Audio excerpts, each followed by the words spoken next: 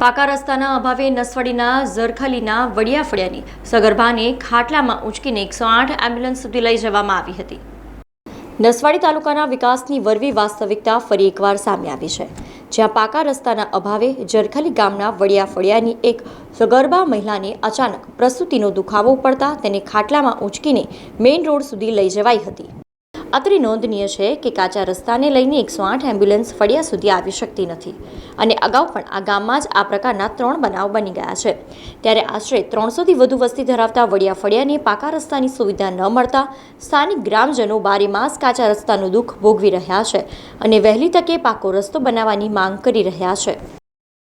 અમારી દીકરીનો હાજે દુખાવો ઉપાડ્યો તો અમે ખાટલામાં લઈ જા, અમારી દીકરીને કેનલ સુધી ખાટલામાં લઈ જા। અમારે કાચા રસ્તે કેવી રીતે લઈને જવાનું?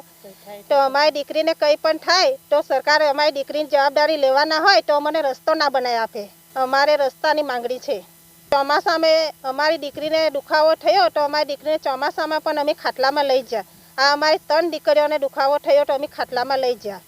અમારે કાચો રસ્તો છે, અમારે પાકો રસ્તો આવતો નથી।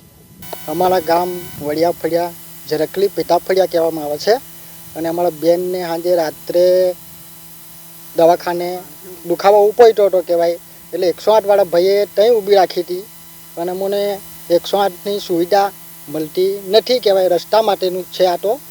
એટલે અમારે રસ્તાની માંગ છે જ પૂરી। એનું કારણ તો રસ્તાનું જ છે કહેવાય। રસ્તો અમારા ગામમાં તો છે જ નહીં, બહુ વર્ષો થયા કહેવાય અને ગાળા છીલો છે કહેવાય, પહેલેથીનો જ કહેવાય, પણ અત્યારે તો ચોમાસાની અંદર છે બહુ તકલીફ પડે છે। ચોમાસાની અંદર બી આ બહેનોને આવું કંઈ તકલીફ થાય તો અમારે ખાટલામાં લઈને ઉચકીને જવું પડે છે। કોઈ આ સરકારશ્રીને મારે એટલી વિનંતી છે કે અમને આ રસ્તો બનાવી આલે તો સારું।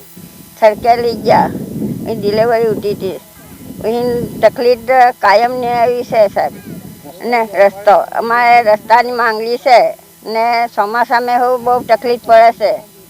ગળકીના ખેતરોમાં જવાનું, ઓર લાકડુંવાળો બી ના જાય એવું, ટ્રેક્ટર ના સરકે, કંઈ ના સરકે એવું છે ના।